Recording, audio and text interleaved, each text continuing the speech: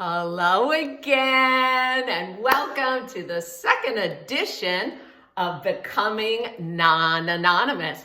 I'm Dr. Lynn, and I'm here to show you how to turn addiction or addictive behaviors into recovery superpowers, one power tip at a time.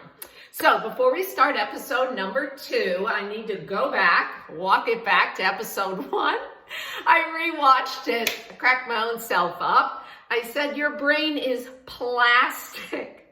I meant to say your brain has plasticity, where it's flexible and it's able to grow and change. So try not to make too big of a deal out of these episodes and edit and all that. But I did want to make that correction. I also wanted to add that any recommendation or power tips that I give you, please note this is in no way a replacement for any medical professional help. It's complementary, integrative help, not alternative, but as a complement. Okay, so safety first, honor your body.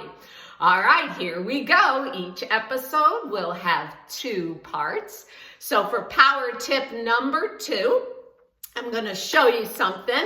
Part 1, we're going to do something together. And I have a little Tai Chi for you today. So I'm going to ask you to grab a chair or find somewhere that you can sit. I'm going to actually lower my camera down a little bit so you can actually see the chair. Here, and that way you'll be able to see what I'm doing. So I'm going to go ahead and have a seat here, and I'm going to show you the Tai Chi moves. Then I'm going to go over power tip number 2, tell you what it's called. We'll walk through that, and then we're going to do the same moves again, relating it to our second power tip. So this is just kind of scaffolding the learning, the little teacher in me. So I'm going to show you the movements seated. But if you don't have a chair, you certainly could do this standing. All right? So I want you to sit up nice and tall. I'm in a chair that doesn't have arms. I'm sitting forward. Let me show you. So my back is not against the back of the chair. So that way you can get a little bit more of a trunk workout. So what I'm drawing from today is Tai Chi, or Qi Gong, the grandparent of Tai Chi, and it's a movement called Spin the Silk Wheel. From there, I added sweeping and gathering. So we're going to start with our energy ball. And the energy ball is that black and white Tai Chi symbol, and we're going to pretend we're holding it in our hands. So as we warm up here and prepare for our move, I'm going to walk my knees out. So my knees are a little bit wider, so I have a little bit more stability. I'm going to hold the ball, and I'm going to wake up my chi. I'm going to start to bounce the ball, and I'm going to turn it all the way, give a nice little twist, so good for our kidneys, and bring the ball over. Then to balance the yin and the yang, the dark and the light, I'm going to flip the ball and I'm going to bounce it and bring it over. I'm also lifting my heels up off the floor, up onto the toes as I do this. And when I twist to where I can't twist anymore, turn the ball over. So I'm just waking up the Qi. Qi stands for our body's ability, that natural healing ability, that with modern medicine, if that's what you choose, you can add your own Qi, natural healing energy. Fake $1 million if you can guess what organs of the body are responsible for boosting our Qi. Ooh, I think I'll give you the answer in episode 3, so you can look that up. All right, now I'm going to show you the spinning of the silk wheel. So I want you to turn the ball over. This bottom hand is going to come down, and I'm going to turn it to the back side. I'm going to sweep across my body and come back to that energy ball. Bottom hand down, and I turn and bring it back. All right, when you spin the silk wheel in Tai Chi, you help cleanse your internal body. It's really good for our shoulders, elbows, wrists because of the way you're turning and rounding. Now, I love to pair movements with breath. So in Tai Chi, I like to use a Pilates breath to start, inhaling through the nose and exhale through the mouth. Inhale, exhale. So let's pair that with spinning the silk wheel. Inhale here. Exhale as you grab the ball.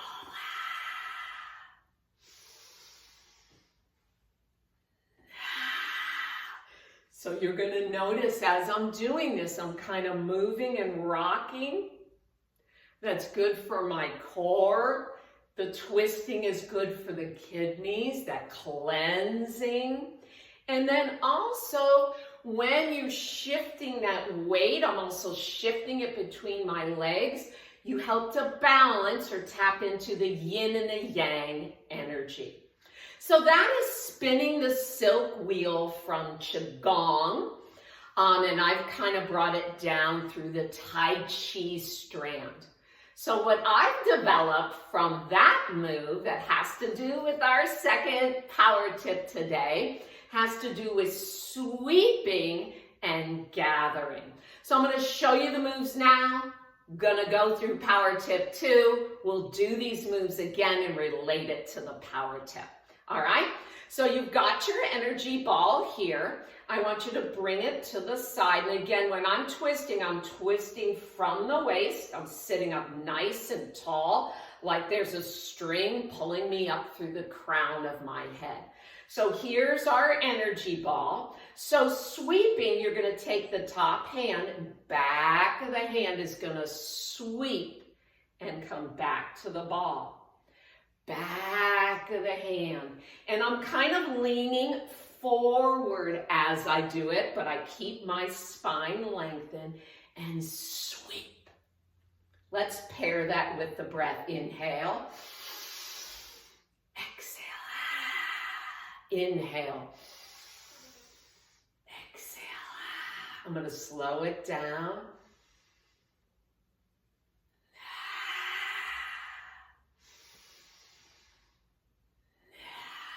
Now we're going to do a gathering. So the bottom hand will come down and the palm will come and gather and come back to the ball. Bottom hand gathers. So very similar to spin the silk wheel, but we don't turn to the back of the hand.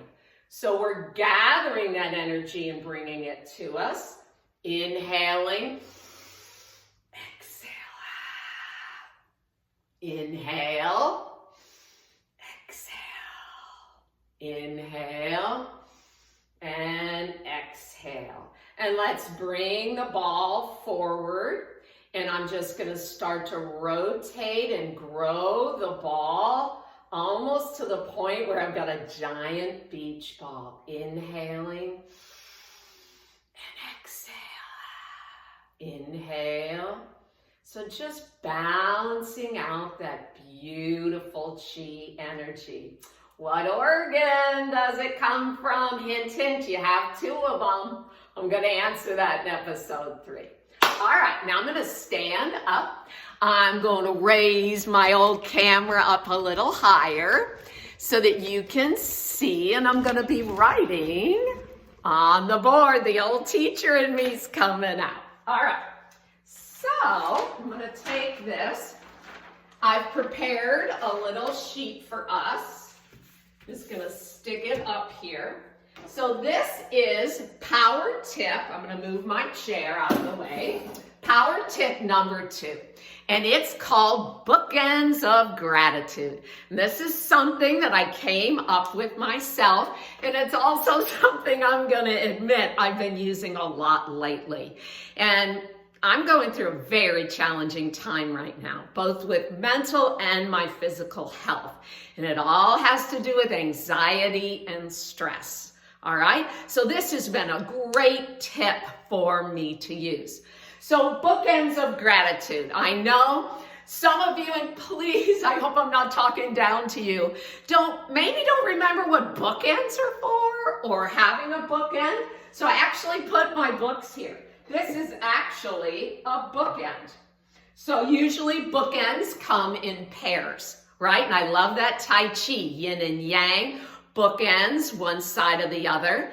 And so bookends of gratitude, we're going to start with the other side.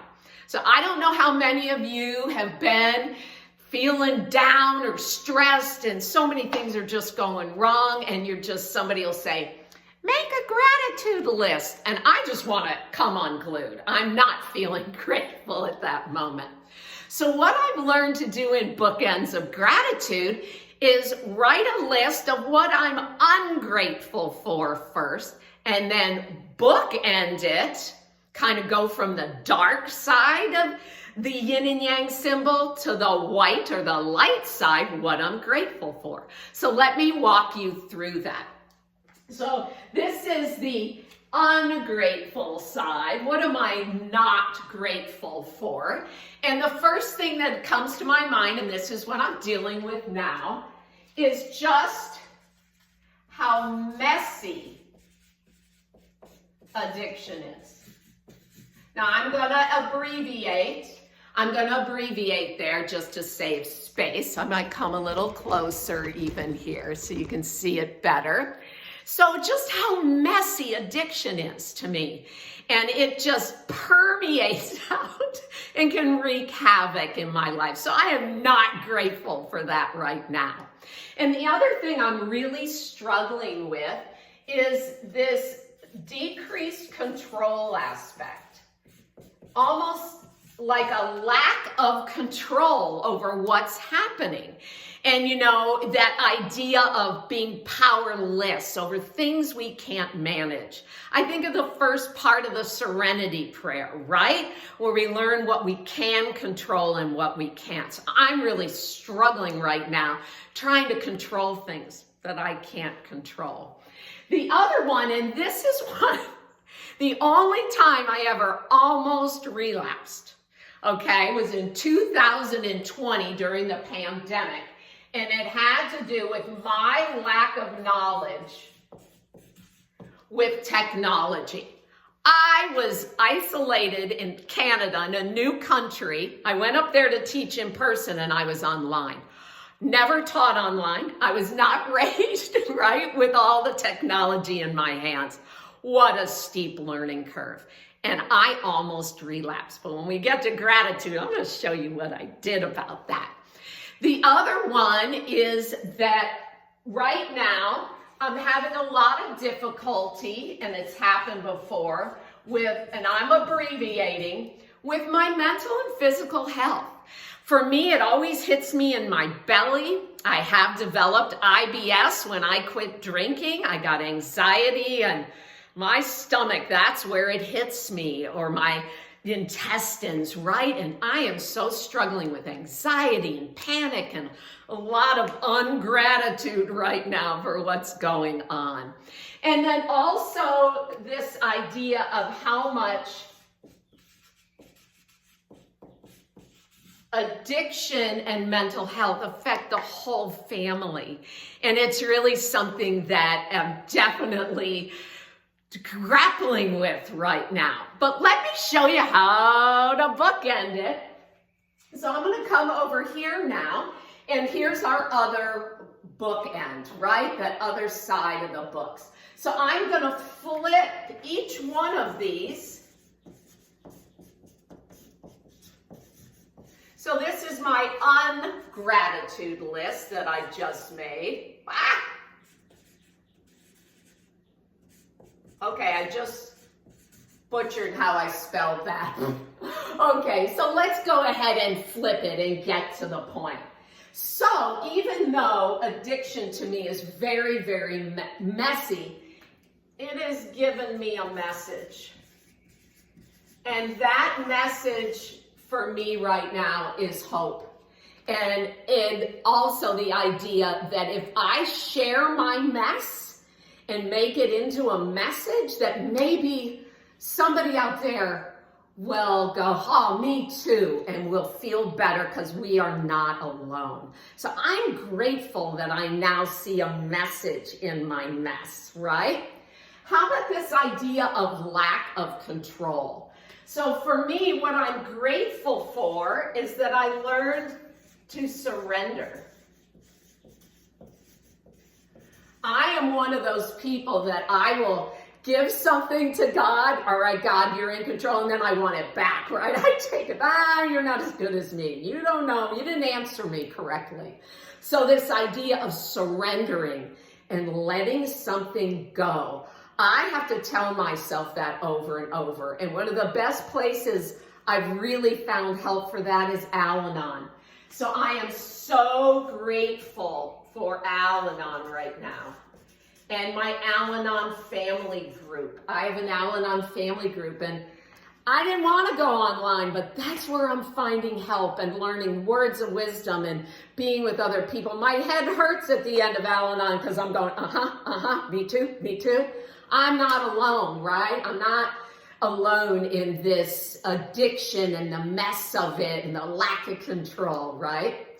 Oh, good old technology. When I almost relapsed over technology, which to me, isolated, not know what I'm doing. Here's a laptop, go teach a class. Okay, so anyway, the first thing that I did when I almost relapsed over technology, complete frustration, anger, is I started making phone calls. And I got in touch with my older son, my Nicky. And he talked me down. You know what he said to me? And he said, Mom, I've seen you rappel off the side of a building. If you can do that, you can do technology. And he had watched me. I did a fundraiser at the university where I rappelled off a building. Took me 20 minutes to go over the edge. But once I went over, I was like, hey, I like this. I felt really good about overcoming that fear, right? And accepting that challenge and surrendering that I could lean back and that I was safe. And then he started sending me positive sayings, and I love cat videos, and so beautiful. And then I went to an online AA meeting. So calling my beautiful son, and then I went to AA, and you know what? Someone in AA told me, oh, go figure. Lynn, God is way bigger than technology. Oh, okay, right? The idea of the God of our understanding is so big. So I am so grateful for that. So let's talk about this mental and physical health, right? To me, I'm serious. I've been experiencing such distress lately, almost gone from pain to suffering. And that's when I know I need help. So I'm going to out myself. I am going to see a counselor. I am actually going to go get professional help. Beyond the Al-Anon, beyond the AA, when I go from pain or discomfort to distress and suffering, warning, I am not going to wait. So being able to access counseling and being able to get the help I need, I feel better already, right? Taking medication. Guys, I don't know. I'm going to put meds here. I used to think taking medication was weakness. I do better with medication, especially when I'm in distress and suffering, right? All right, as far as this family, this is one of the things to me that has really, really come up lately and so grateful for. So right when this crisis started to occur, my husband, he got very upset and angry and just doesn't know how to handle this distress that I'm feeling. He's used to his superpower wife, right? The big triathlete, she can do anything. And I was suffering, and he hates to see that. And I asked him, this was after I heard and listened to Gabor Mate's book, In the Realm of Hungry Goats. And I said, what I need from you right now. I can't deal with your anger. I know that's your issue. I can't deal with your distress and you're upset over the money, whatever the case. I need compassion. I just need compassion. And I need you to meet me where I am and give me what I need, not what you think I need. I need you to show me compassion. And guess what? My husband rose up, what is behind me here, and showed me, I'm going to abbreviate there, showed me compassion.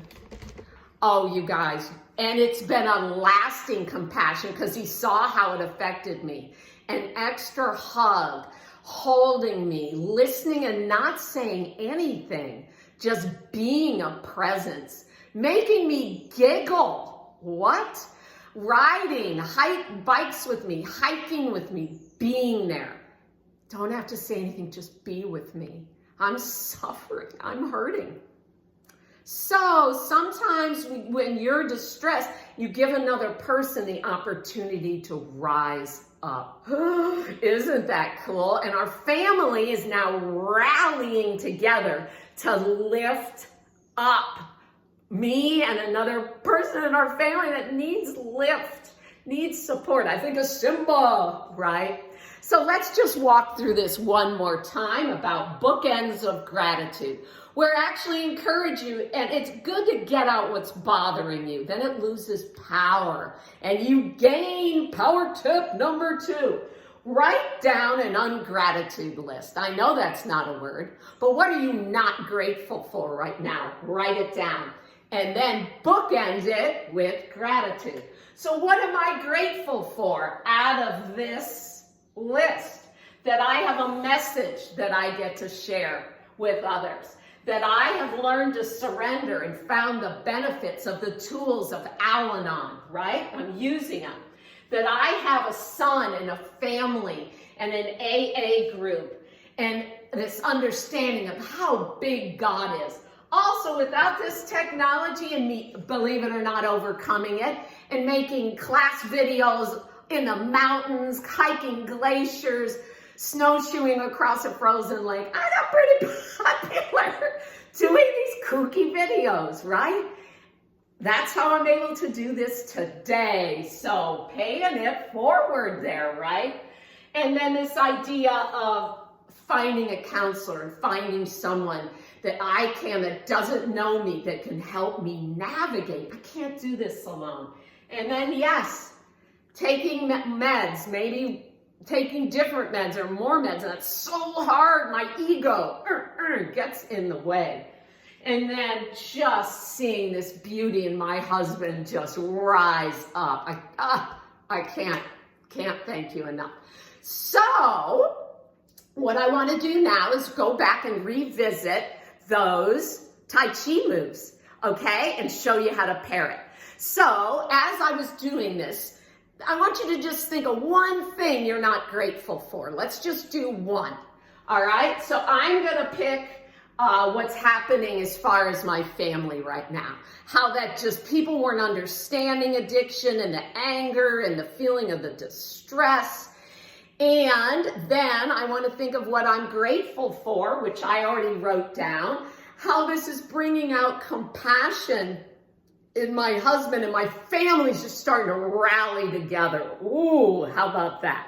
All right, so I'm going to walk this camera back because I want to be able to show you the moves standing. So again, I want you to keep those two things in mind. What are you not grateful for? Just pick one if you happen to be making a list. And again, I'm going to go with the distress and what was happening in my family. It was like it was being torn apart. And then I'm going to bookend it with my Tai Chi move and show you how it helped my family rally up in compassion. All right? So what I want you to do is stand with your legs a little wider than hip distance, okay? So I've got what I call V legs, all right? I'm going to take a nice breath in through the nose, slide my shoulders down like they're going into my back pockets. So I'm standing, I'm tucking my navel kind of up and under my spine, lengthening, yeah.